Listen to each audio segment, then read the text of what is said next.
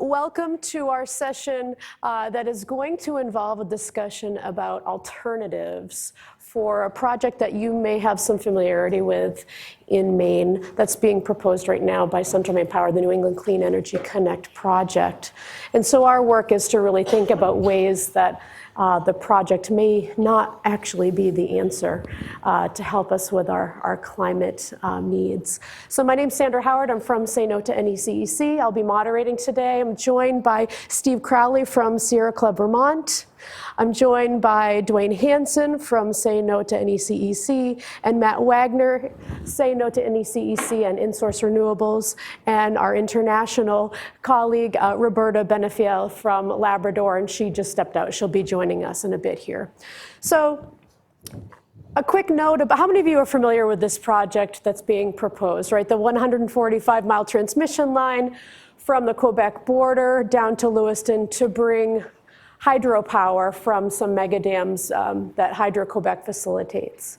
And so it really does have a wide range of reactions. I would say the majority, according to state polling, the majority of Mainers are opposed to it at 72%. And then, of course, in the affected areas, Somerset County, we're in the 90% range, along with Franklin County as well. So that's where that corridor line would go through. And so we'll talk a little bit about that maybe in the Q&A. If there's a particular part of the process you're interested in, we could do that. But I thought we'd just take a moment to see some of the region where this is being proposed. So keep in mind that not all of this corridor is in an existing area that has any kind of utility infrastructure.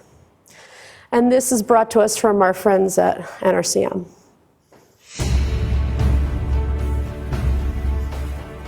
This is the largest unfragmented forest east of the Mississippi River. Central Maine Power wants to build a massive industrial power line right through here, and it's no wonder that so many people oppose it. With remote ponds, rugged mountains, cold, free-flowing streams teeming with native brook trout, this is a spectacular place to hunt, hike, fish, snowmobile, and paddle. Maine people and tourists alike love this wild and rugged place for its natural beauty. This is a globally significant forest, part of the largest intact expanse of mixed temperate forest in the world. CMP's new 53-mile transmission corridor would threaten wildlife habitat and cold water fisheries. It would scar and fragment this special part of Maine's North Woods forever. All of this to send Canadian power to Massachusetts. Why should we permanently scar this landscape just to be someone else's extension cord?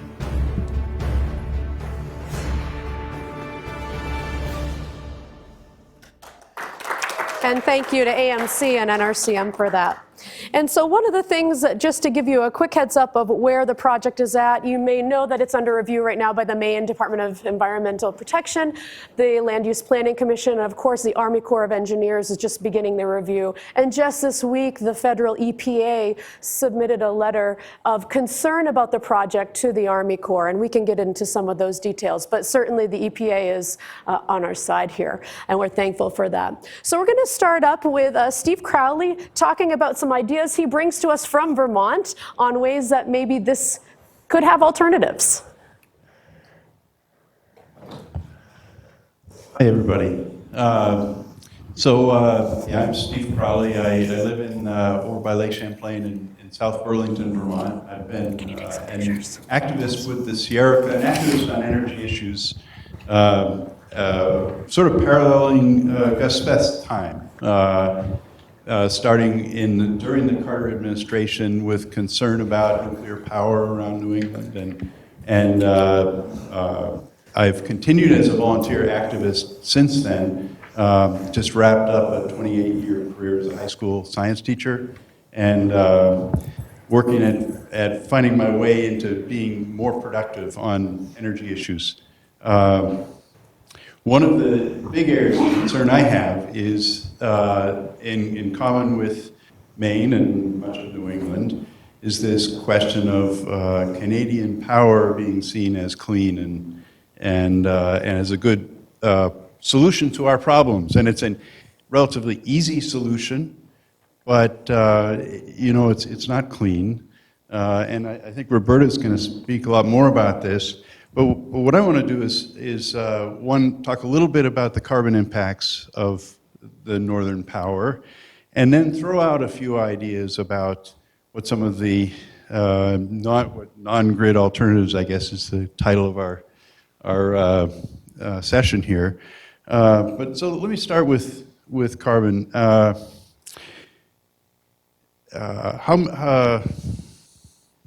Everybody here familiar with the IPCC report that came out in October? Yeah, pretty familiar with that.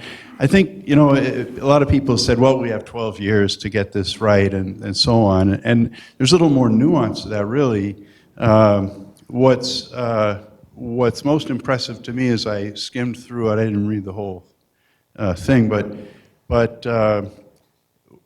what it paints a picture of is impacts that grow pretty progressively. You know, we're at about 1 degree temperature increase now, and we see impacts. For some people, it's already a day-to-day crisis. My school where I taught, similar to Portland, has a large refugee population. And we had something like 2/3 of my students were refugees, and from Somalia and Kenya and Yemen and Syria, Iraq, Sudan, all these places where states have been destabilized, partly due to changes in the climate that have happened there. So these people, and they don't experience themselves as, you know, climate refugees, but in fact, that's part of the story. So it really is happening now. But you know, the first degree of temperature increase was kind of gradual in terms of the growth of impacts. This, when you look at that IPCC report, the difference between where we're at now and 1.5 degrees is quite significant. And then the difference from 1.5 to 2 is even bigger. And then beyond 2, it really sort of flies off the charts because we don't know with the feedback loops and all that. So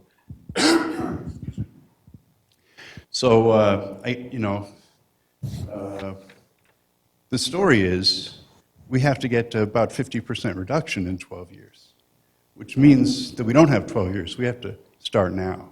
So, the way I think of it is, 5% a year. That's on all of us to reduce our carbon impacts. So when you start thinking about something like long-term locking in to power from the north, it may have short-term benefits for carbon in terms of maybe shutting down a coal plant or providing an alternative to more natural gas plants, but it really locks in long-term dependence on carbon-emitting resources. So let me describe how that works. We have this carbon cycle that goes on, and it's really got 2 sides to it. It's got the sink side, and it's got the emission side. You know, the planet the biosphere is soaking up CO2, but we're also putting it off. Oh dear, that was me, sorry. Nobody ever calls me. Well, the first thing that happens with some of these mega dams is that vast acreage of forest is stripped. And so something in Quebec, it's something like 11,600 square miles so far. So it's not a small amount. So what has to be accounted for is the fact that that's a considerable amount of carbon that's no longer being absorbed by the forest. And that's usually ignored, but it just to throw a number out, if you work out the math in terms of kilowatt hours, it's something like 100 grams per kilowatt hour is of CO2 emission is the lost sink. So on the other side, what we have to figure out is what the emissions are from the reservoirs. And it turns out that between the peatlands and the forests, they've been putting that, this is where the sink goes, it goes into the soils.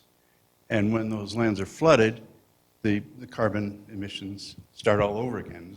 The carbon that has been trapped in those cold winters year after year, and we know is trapped in enormous quantities in the tundra, right, with all the methane that could be emitted. That carbon will and does gradually seep through the standing water. It has an opportunity to mobilize that it didn't have before. And so we have this double effect of CO2 emissions and a lost sink. And I would love something. Does anybody? Sure. Thank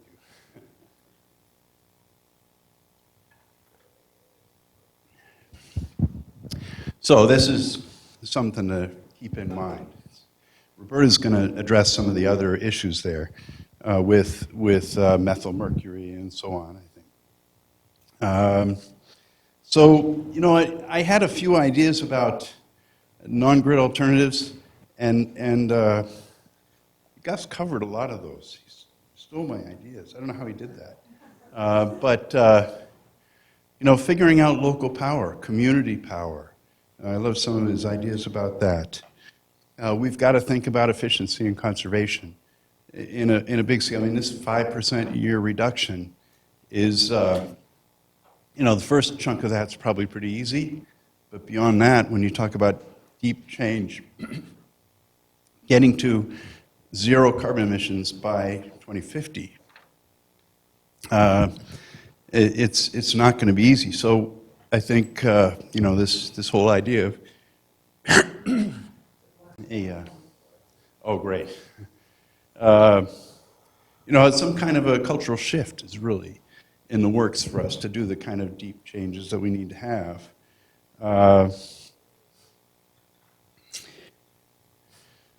Let's see. I did notice, Vermont and Maine seem to have very similar patterns of regulation and control going on. Thank you very much.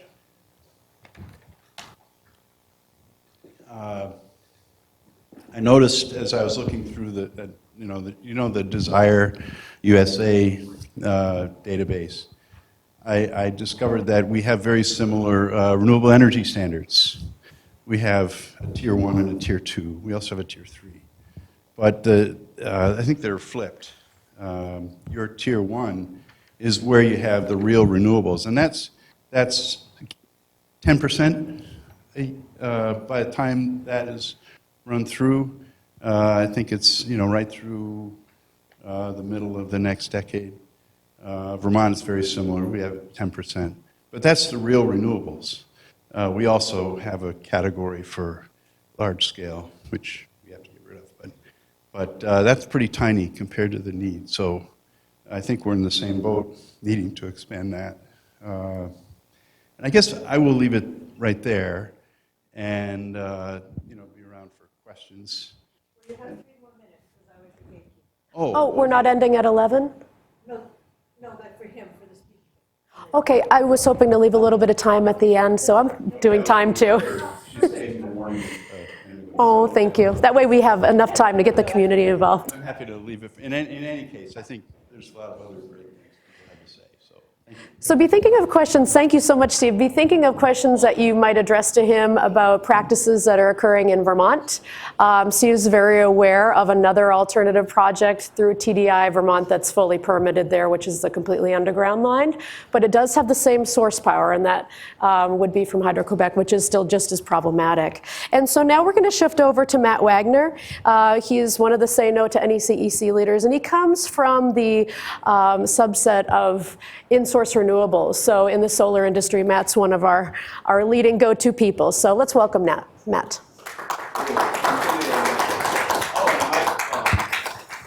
Can everybody hear me okay without the microphone?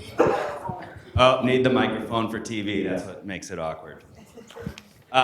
So I'm Matt Wagner. Thank you, everybody, that came and is spending their time to get here today. I recognize that, this is pretty far. I'm lucky I live here in Belfast. Split second, I did want to recognize Robert Shetterly is here. He's one of my sort of personal heroes. If you're not aware of the work that Robert Shetterly does, please go outside and check it out. He's an amazing person. Like I said, I live right up the road in Knox, so thank you, Sierra Club, for having this right here in my hometown. I'm not a public speaker. I'm just a normal person, so please excuse me. Sort of like a disorganized toolbox of anecdotes. But I really wanted to add Q&A, so I think we weren't going. 2 years ago, I had a Bethany concert It'll be down in fine. Portland where he described his father, Woody, giving him information on how to write music. As much like going fishing, you get what looks like a good spot and you sort of send your line out, and then you make sure that you're not fishing next to Bob Dylan. With that, I'd like to recognize our executive director, Sandy Howard. Dr. Howard does everything for our organization. I'm proud to be up here speaking, but she is amazing. And if you're not a member of our organization, please do take a minute to research it and join. I joined the climate change, what was then known as global warming, in the 90s when I was a student at Unity College, and I've been a borderline rabid proponent of low-impact living, which I call negawatts. A lot of the conversation today is going to be about megawatts. I don't like that conversation. I want to talk about negawatts, which is the imperative that every person in this room has, which is to take responsibility for the amount of energy you consume at home and make projects like the CMP corridor unnecessary. That's the first alternatives analysis. So I've been, lived since about 1999 when I first got involved in this. I've been 100% solar powered in my house, though that shouldn't matter to everybody. First 10 years was off-grid, and now I'm grid-tied and driving a car that I can't fix myself, but I don't have to change the oil in it. I started working full-time in the solar industry around 2004, and now, as has been mentioned, I co-own InSource Renewables, which is a worker-owned solar cooperative in Pittsfield, Maine. And I'll shamelessly plug that too, because Gus Beth did bring up that the opportunity for change is local, and small local businesses are another part of the alternatives analysis that which we should be coordinating. And I'm going to discuss briefly the question that I didn't get to answer, I didn't get to ask earlier, was renewable energy credits. How many people here are aware of solar installations in general? Photovoltaic energy systems, maybe you have them on your house. How many people here are aware of renewable energy credits? Does anyone know what renewable energy credits are? So it's a transferable, it makes essentially the energy value a transferable commodity in the environmental benefit, the climate benefit of a solar energy system. And I'd like to sort of push on, it's time to stop selling renewable energy credits on solar systems. And I think a lot of people aren't aware that they're buying into solar systems where the renewable energy credits are sold. And I think it's 2019, it's time to move ahead on that. I'm really looking forward to our discussion following the panel. Particularly, I'm extremely interested to hear from Roberta Benefiel, who's traveled here from Happy Valley Goose Bay. Who knows where that is? Not many. It's a very, very long mission for her to get here, and I'm going to cede some of my time to Roberta so she didn't have to clip the presentation that she came here to give. So, and again, our organization is in opposition to CMP's proposed corridor that's going to bring electricity from mega dams in Canada to energy consumers in Massachusetts. And I believe she's going to show us why the New England Clean Energy Connect project is a misnomer, and it's nothing short of neocolonialism. And I hope that people take that in mind as we think about negawatts and what neocolonialism looks like when it comes to energy. Thank you. Thank you, Matt. Next up is our leader, Dwayne Hanson. And so Dwayne and his wife are the two residents who live in T5R7. in Maine, up in the Western Mountain region where this line is proposed. And so some of our conversation leading up to today, Dwayne might talk about some negative impacts on his local environment, but I would say Dwayne and Sally really are the best models of taking daily and local action to regulate energy use. So I think you're walking the walk, Dwayne, so we welcome you. Yeah, of course, you know now that my wife and I live in T5R7, but we basically live off the land. We grow our own food, hunt and fish, and we make brown ash baskets and handmade knives. The power line, actually, we're 12 miles off the road, and we're kind of basically in the very center of where that power line would be, 53 miles of power line. And so basically, we're right here. And this Western Maine Mountains is a very unique part of the Maine woods. It's very steep mountains, lots of trout brooks, ponds, and lakes, and really no people. And people come there all year round just to get away from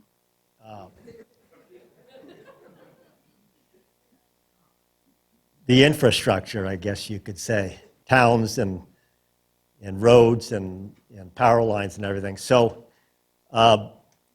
it's a very important place to preserve. And so CMP, you know, they're determined to drive it through there. And even though there's alternative routes. So we found out about this several years ago, just from a couple of surveyors. And it was a secret thing. And it's been kept secret till just this last spring, when actually Massachusetts made a deal with CMP. And it wasn't even supposed to be happening till just this last year. So it's been going on for a long time within the Maine government, within corporations. And even though the people now of Maine, more and more, are totally against the project. And they know what we're going to lose. So, but the one thing I wanted to point out today is in the 70s, we had a climate. The same kind of thing was happening, where people realized because of the fuel prices had gone up and we needed to change the way we lived and think of new ways to make power, alternative energy and all. And things were going along great for a while, and then all of a sudden it was a loss of interest. And there was major, you know, these giant windmills were built in Vermont and tested, and they ended up finding that they were no good. They didn't work. They fell apart. There was all kinds of problems. So it all kind of petered out and died out. And then all of a sudden, in the last few years, it's become this great push all over the world. Like, if we don't do something tomorrow, the end of the world's going to come. And which is fine, but what's happening is the corporations like Eider and all and CMP, they are using this very thing to label something they have as green energy. And people, you know, if you say windmill, they say, oh, that must be good, that'll be great.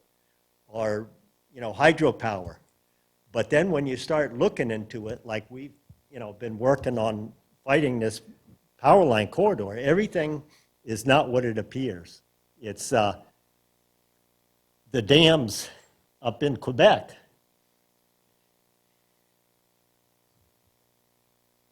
It's destroying the world instead of fixing it.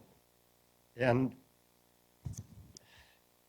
I don't know, it's very hard to talk about because we're in the same position where it's going to come through there and what we have will be gone forever. And, I feel really sorry for the natives. They've lost their land. They've lost the wildlife that they relied on. Whole caribou herds of tens of thousands of animals have been killed, and all the forests flooded and drowned, and yet people, here, they're willing to, okay, Hydro-Quebec, that's great, we'll get power from there.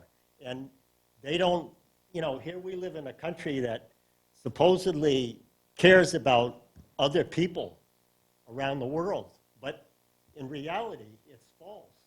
And it's happening all over this country and all over the world, with the Athabascan oil and all the pipelines, the fracking and destroying the water. It's all driven because corporations want to make money. They have no care for other people. This isn't about a service or caring. This is all about money in somebody's pocket. And that's what we've been finding out more and more. Just CMP, they lie continuously. Everything they say is a lie. And it's all about just making sure that this happens. And once this happens, this power line is only the beginning. Now there's all kinds of, there's windmills on every mountain. And the windmills are great in their own place, but windmills on steep mountains, they're no good because it's the convoluted wind and all. So, out on the ocean or on the plains or something, but like the big thing though, like we try to live simple, and that's where it's got to come from. It's got to be every individual figuring out a way to conserve energy. And, everything from hanging their clothes on a clothesline, like we used to do 50 years ago, washing their dishes by hand, turning the lights off, living in a smaller house. But that's like, it's almost like what's driving it is like people want to have what they have today and not give up anything, and then have this magical thing happen, green energy. And the trouble is that's what's going to drive, like it's going to ruin the Maine woods. It's already destroyed all those places that, unbelievable country that nobody, hardly anybody lived in. Just native people who just actually lived and were connected with nature. And that's all being lost. So basically, I think the number one thing is it's got to happen with all of us, individuals. And the more we are able to change and give up, and when we were in the big conference room, the fellow was just saying, basically he was saying we need to go backwards. But that's like the worst thing you could ever say in this modern life. You never go backwards. You don't go start walking or get a horse or, but that's what we're going to have to do. And before that happens, the world, you might as well give up. So anyway, I guess that's all I've got to say. Thank you, Dwayne.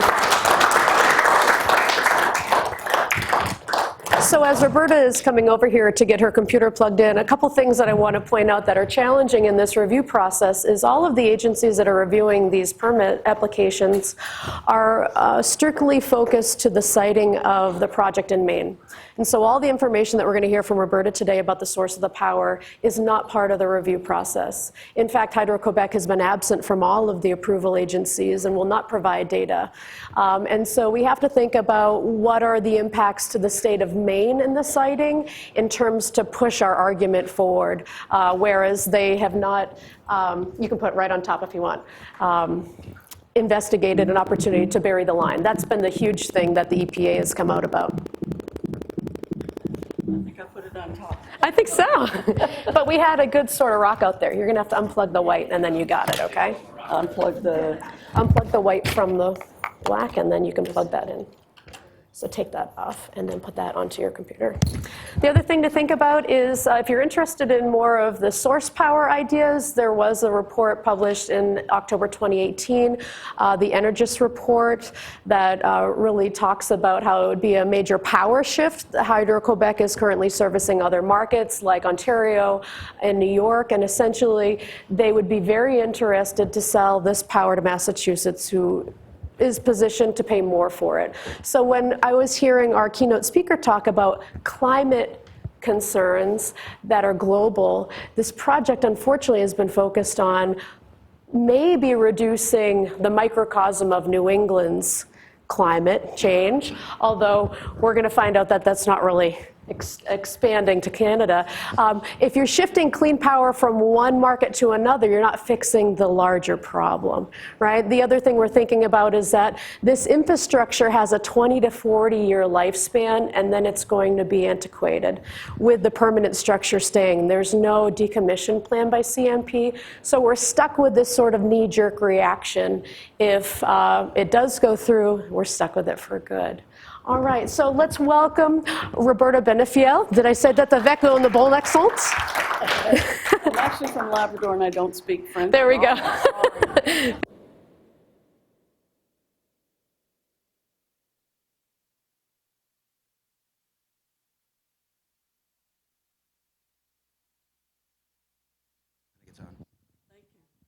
Yeah, I got it.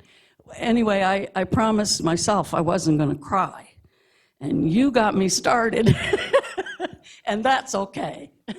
So we're a kind of a conglomeration of folks.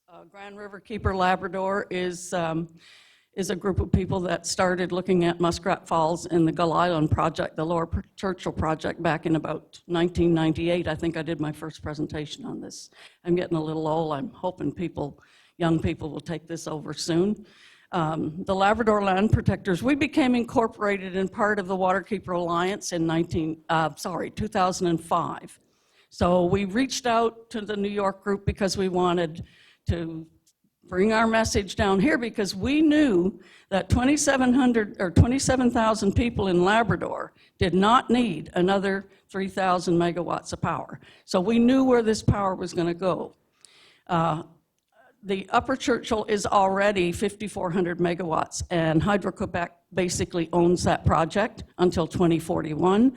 And since they have 41% of the say on the power project, and Newfoundland and Labrador has 51%, and they have a veto, we figure they will go on into the future. So the Labrador Land Protectors are basically all the same people. They are what we call the militant arm of the Grand River Keeper. We're incorporated as a nonprofit, and we have to kind of keep our nose clean, so I'm a member of both, and most everybody else is. And of course, the North American Mega Dams Resistance Alliance, that was a further reaching out, but this time it came from here up to Labrador through Meg Sheehan, and I think it was Joan Sachs with the Sierra Club, that they were concerned about all these power corridors, and they got online and they saw an article from one of the Independent, an online magazine, and they called Justin Brake and said, who can we reach out to? And Justin gave them my name, so that's how we got connected. Just a quick picture of what we used to have in Labrador. This is 1,000 feet high, this dam, the original waterfall, once called Hamilton Falls. This is the way it looks today, and that's the project that Hydro-Quebec is in charge of. That's what's called the Churchill River Project. It's at the height of land. All of that water was diverted into a reservoir that is big enough to put Prince Edward Island down inside and lose it. You never even see it, called the Smallwood Reservoir. So I'm saying that large hydro projects are devastating the Canadian North. This is not just about our project. It's not just about Quebec. It's about all across the country.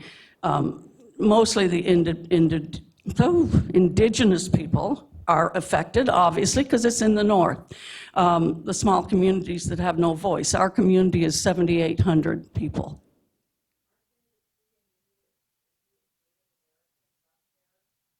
Native Americans?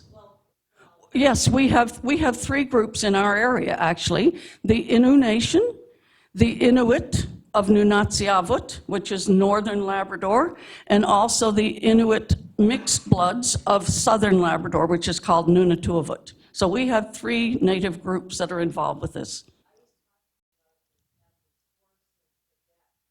The forests?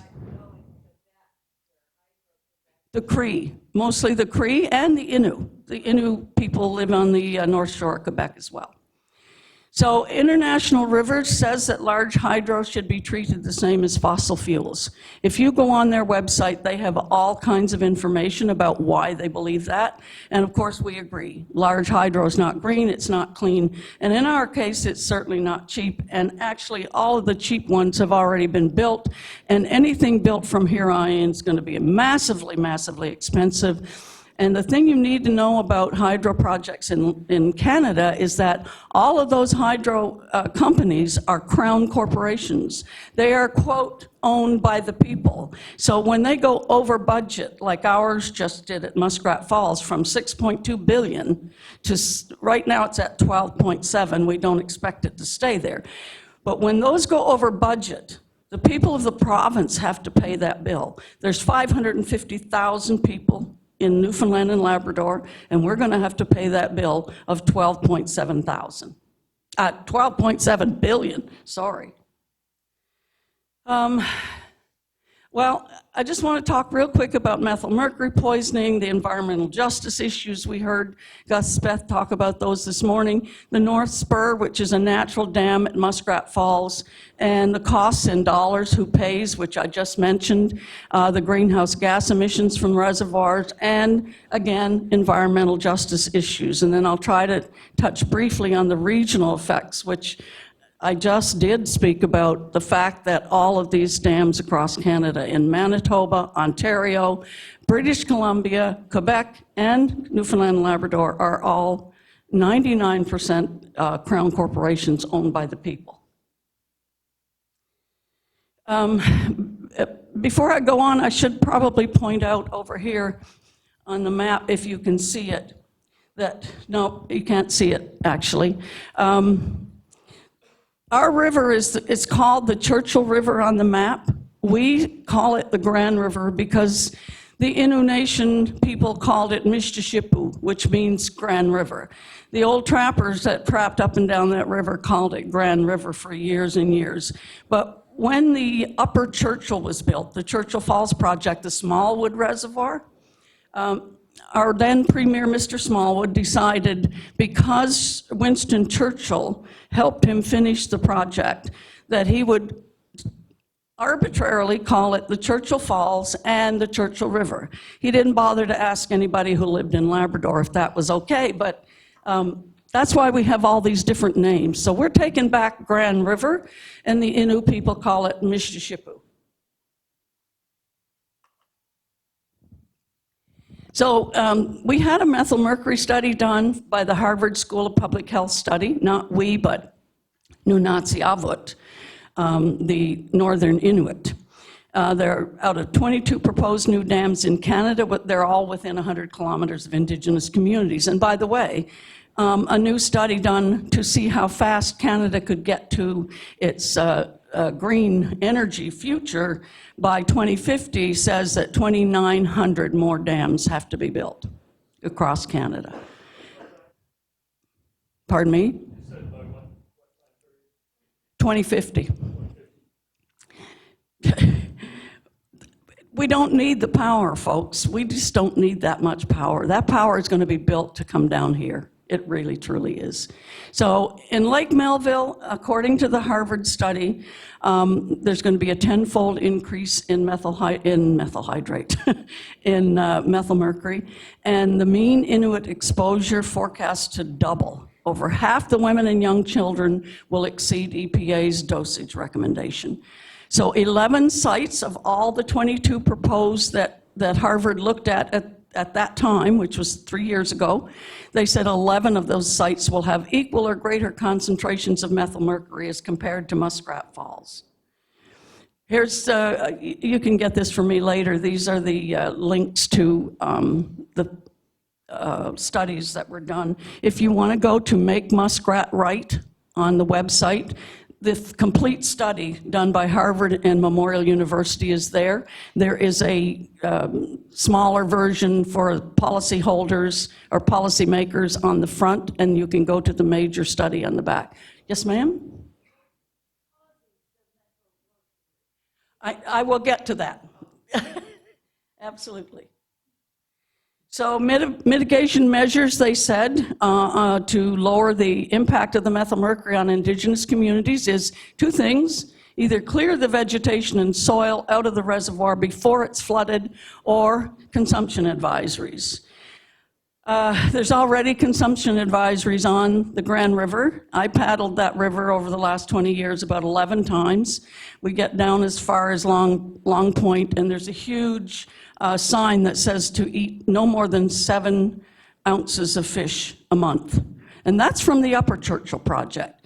The whitefish in that river have been studied recently in the last few years, and the whitefish methyl mercury content is still twice what the Canada Health and Food Guide says it should be.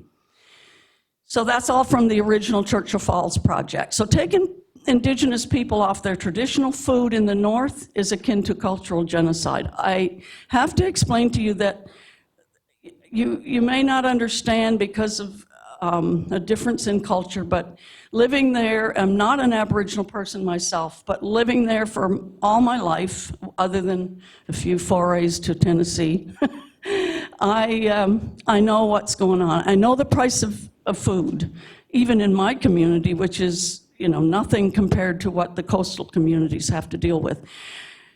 There's an example, a gal brought her dogs to my kennels, and they went up north on the Northern Ranger, which is a boat that travels into every single little community and visits and drops people off and picks them up. And she went into the government store in Hopedale, and she sent me a picture of 4 freezer-burned hamburgers from the store. They were marked down half price. They were $28.99. They were marked down to $14.50.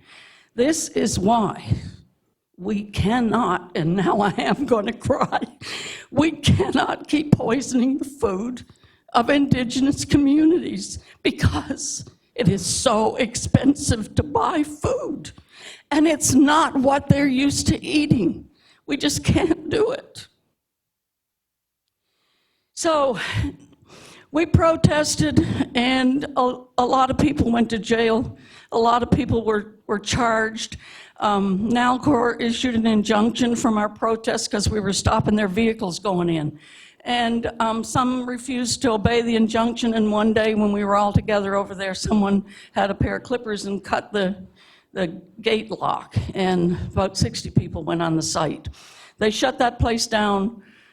This is some of them inside the site. They shut the site down for over 5 days. And what happened from that, this was about the muskrat, the methyl mercury issue, okay? These are mostly Indigenous people. They're the ones that are going to eat the food that comes out of this river. Their food source is out in Goose Bay, out in Lake Melville. The seals, the fish, the salmon, the birds, all of the wildlife is going to be affected by this. Nalcor is the, like Hydro-Quebec is the proponent for a lot of dams. Nalcor is the Newfoundland and Labrador Corporation. NLCO, that makes sense. So here they are, they're all inside the site, and a young man named Justin Brake from the Independent, the person that Meg Sheehan called to get in touch with me, he went in with them, and he's a reporter, and he kept in touch with all of us while they were in the site for the 5 days. He actually was charged by Nalcor as well. And the courts took him through the system, and he was just exonerated about 3 weeks ago. And the APTN, which is the Aboriginal People's Television Network, came to his aid and intervened in his process in the court case, and they eventually dropped the case against him because this was a massive, massive issue for not just Indigenous reporters, but all reporters. Okay, I'm hurrying. Okay, so just a few more pictures of our protest groups and what they were doing on the site or outside the site. So they're going through the courts now for almost 2 years. There's about 18 or 19 still left to go through the courts. The Council of Canadians, which is a huge group in Canada, I don't know if you've heard of Maud Barlow, they're on side with us. The young people are involved. Here's a young girl drumming out in front of the group, and the three folks on the side, those 3 young people went on a hunger strike for 10 days because of the methylmercury issue, and because Nalcor had said they had to rise the water levels to 25 meters in order to protect their infrastructure from fragile ice. And they said, but if you raise the water level, isn't that going to start the methylmercury process? And I'll get to your question in a bit. So because of all of these protests, the government decided they would have a meeting with the Indigenous leaders. They pulled them all together in St. John's, which is our offshore colonial government, I might add, offshore from Labrador. And they spent an 18-hour marathon meeting, and they came up with an idea that they would have an independent expert advisory committee. The government would hire them, look after the price, and they would take care of this issue, and it would be all science. So the report was tabled last April.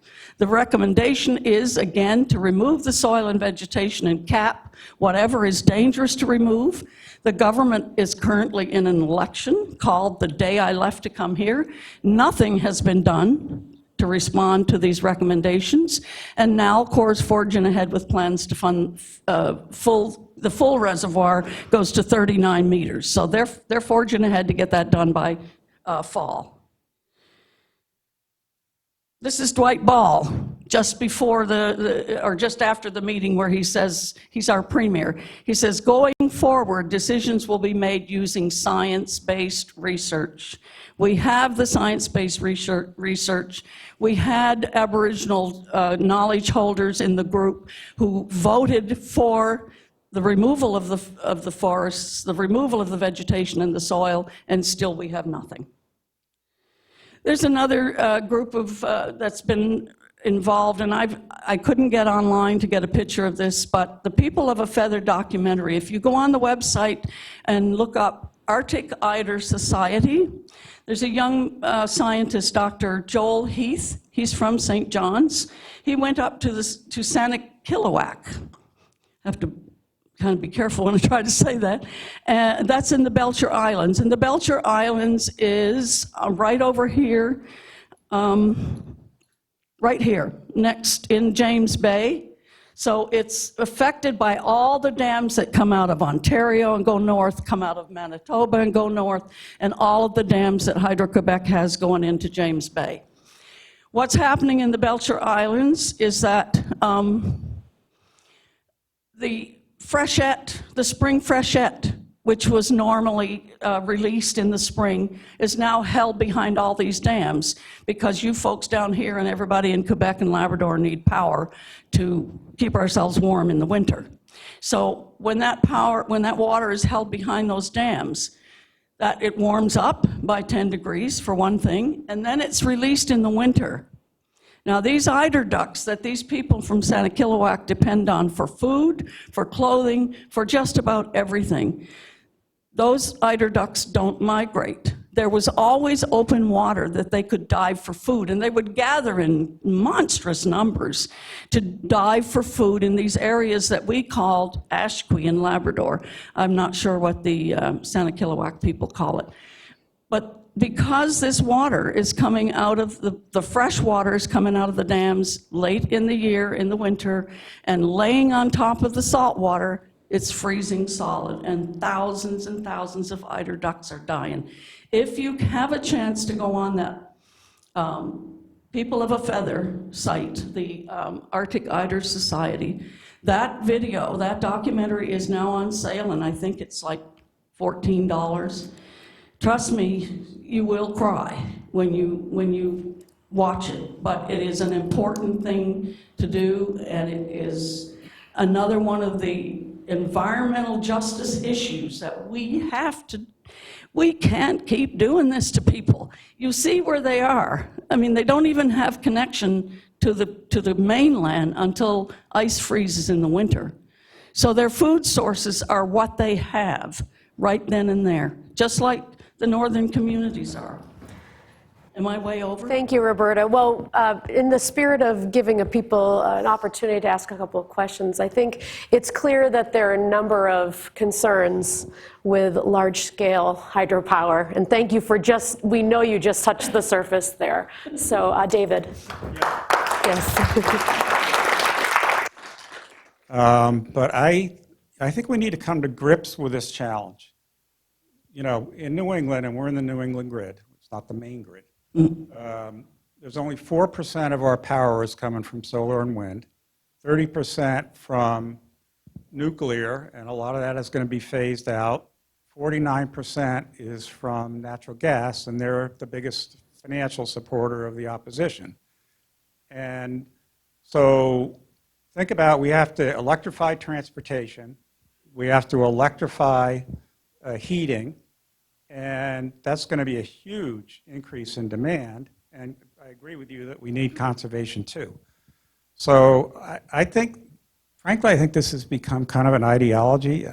It's, you know, everybody, CMP, and I was in healthcare administration. Sarah Burns, the former CMP CEO rather, was on our board, and I used to hassle her all the time about their advertisements and their bills about using more energy for air conditioning and stuff, and their solar strategies. But, you know, what we have to do is change the incentives. We're not going to take over all these corporations, and frankly, I think we need a carbon tax. But this project is going to, I think 30 years from now, we're going to look back and say, this was nothing. This is the smallest sacrifice we've had to make to deal with this incredible challenge. And when I suggest, I'll stop, but go to the University of Maine Climate Change Institute website and look at the fact about what's going to happen to our northern forests. The boreal forest, I've been a hiker all my life, the boreal forest is going to die. The southern beetles are coming up. They're already coming. The southern pine beetle won't be next. Those forests will die. You know, this is a devastating threat. About the same things are going to happen to our forests, and in fact are happening right now. I'll tell you about the Muskrat Falls forest. 492,000 cubic meters of wood lay rotting up there in my community because an Alcor cut it. And that's only a bathtub ring. To talk about greenhouse gas emissions, we don't know what greenhouse gas emissions are from reservoirs. You may have some documents, but those documents come from Hydro-Quebec, and they come from proponents of hydro projects. They have never done a real study on reservoirs and greenhouse gas emissions. Now, there is one new one on methane. And everybody in this room probably knows that methane is like 25 or 30 times more effective destroying climate than CO2. There's a brand new one. I don't have the website for you, but I can get it. And still, this is on one or two reservoirs. We have not looked at the global issue of reservoirs with over 60,000 dams and how that is affecting us. But I have to say, what you lose down here, and you called it a small sacrifice, what they're going to lose up in Labrador and what they're losing in the Cree Nation and the Innu Nation and those places is not a small sacrifice. The Belcher Islands is not a small sacrifice. Thank you, everyone. To be respectful of the schedule today, and it's clear that this conversation needs to continue, I think what we'll do is we'll go into transition time. I want to thank the invitation from the Sierra Club Maine for having us here. Yes, and I wanted to get to that one. Okay, absolutely. Because she was really concerned about methyl mercury. Let me see if I can find the slide really quick to show you. Okay, so here's how methyl mercury bioaccumulates up the food chain, okay? First of all, mercury is in the soil, and it's there for various reasons. Sometimes it's natural, sometimes it comes from acid rain, from coal plants. I mean, Nova Scotia has all kinds of coal plants. You guys probably have coal plants down here, I don't know. I know North Carolina does. Ohio does, okay. So there are coal plants burning all over the place. That doesn't just go up straight and stay there. The wind takes that and it's up in the north. And so all of our soil has mercury in it. What happens when you flood the soil without removing the soil or the vegetation, that mercury goes into the water column. There are some type of bacteria in the water column that converts that mercury, elemental mercury, to methyl mercury, which is the bad stuff. That is taken up by the little tiny organisms, the diatoms and the phytoplankton. That's taken up by bigger organisms and eventually gets to seal meat, okay, which is basically the largest next to humans that we have up in our area. The Inuit who live in Rigolet are on the ice right now. I wish we could play the video that I have from one of our 6 members who spoke last week down in the other conference. Marjorie Flowers, she said, my nephew is out on the ice right now. This is the first day of the seal hunt, and he's going to bring home a seal, and we're going to cut it up, and we're going to fry it, and we're going to eat it because it's what we do. And at the end of her presentation, she says, to speak of small issues and big issues, she says, in my mind and in the minds of my people who live in Rigolet, this is just like the blood diamonds in Africa. That's her statement. I wish we could have played it for you because it's very powerful. So mercury just bioaccumulates up the food chain, and as Harvard and Memorial University and many other studies have proven, it's a neurotoxin. It causes children to be born with, we don't know, we had the CEO of Nalcor said, well, Churchill Falls is built and we didn't have anybody die from that, but we don't know how many children are in school and can't do their ABCs because of the mercury in the fish they eat.